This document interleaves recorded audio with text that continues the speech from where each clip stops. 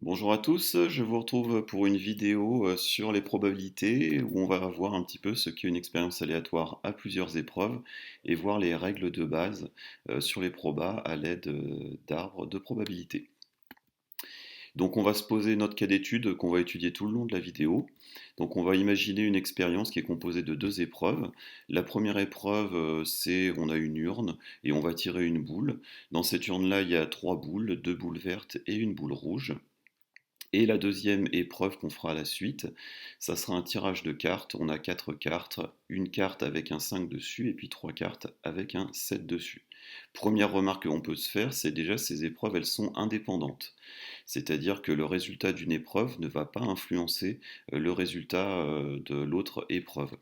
Donc c'est une propriété du cours que vous allez voir, c'est que deux expériences sont dites indépendantes si le résultat de l'une n'a aucune influence sur le résultat de l'autre.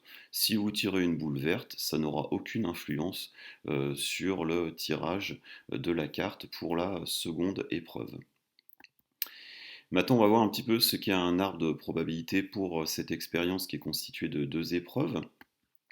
Donc sur la première épreuve, je vous rappelle, c'est on tire une boule dans cette urne-là où il y a trois boules, deux boules vertes et une boule rouge. Donc du coup, on a deux issues, deux résultats possibles, soit obtenir une boule rouge, soit obtenir une boule verte, ce qui nous donne ce premier étage d'arbre sur lequel je mets les deux issues qui sont possibles, V pour tirer une boule verte et R pour tirer une boule rouge. Et sur les branches, je mets les probabilités de chacune de ces issues. Donc 2 tiers pour la boule verte parce qu'il y a deux boules sur les trois et un tiers pour la boule rouge parce qu'il n'y a qu'une seule boule rouge sur les trois. Pour le deuxième niveau, à partir du moment où on a tiré une boule verte, on a deux issues possibles. Soit on tire une carte 5, soit une carte 7. Même chose à partir de la boule rouge, ce qui me donne le deuxième niveau de mon arbre avec mes issues possibles pour ma deuxième épreuve. Et même chose, j'effectue une écriture sur les branches de chacun des résultats possibles avec leur probabilité. Donc une chance sur 4 de tirer la carte 5 et 3 chances sur 4 de tirer la carte 7.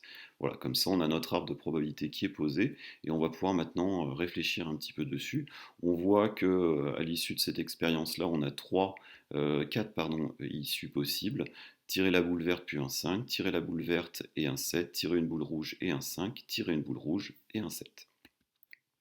Maintenant, admettons que notre exercice nous demande de calculer la probabilité de tirer une boule verte puis la carte 5. Eh bien, je vais aller regarder sur mon arbre quel chemin permet d'obtenir cet événement-là. On voit ici que c'est cette branche-là qui nous permet d'obtenir ça, ce chemin-là.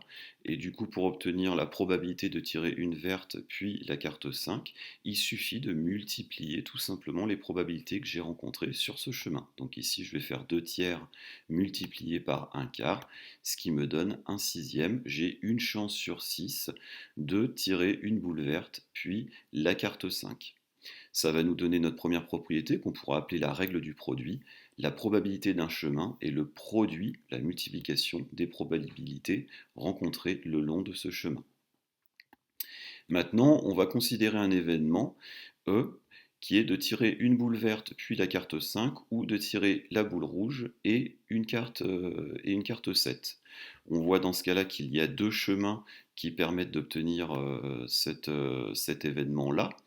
Et du coup, ce qu'on va faire, c'est qu'on va calculer la probabilité de chacun des chemins et on va additionner ces probabilités-là. Donc pour le premier chemin, ça me donne 2 tiers fois un quart, plus la probabilité du second chemin, qui est du coup ici un tiers fois 3 quarts. Maintenant, je vais faire les multiplications. N'oublie pas les priorités calculatoires, ce qui me fait un sixième plus un quart, ce qui me fait au final 5 chances sur 12 de tirer une boule verte puis la carte 5 ou une boule rouge et un 7. Ça me donne du coup ma deuxième propriété qu'on pourra appeler règle de la somme. La probabilité d'un événement s'obtient en effectuant la somme des probabilités de tous les chemins menant à cet événement-là. Donc il faudra bien faire attention à ne pas oublier un chemin qui permet de réaliser cet événement-là. Voilà, ça sera tout pour cette première partie. Une seconde vidéo sera postée pour parler des épreuves de Bernoulli et utiliser un petit peu ces deux règles qu'on vient de voir là. Je vous remercie beaucoup.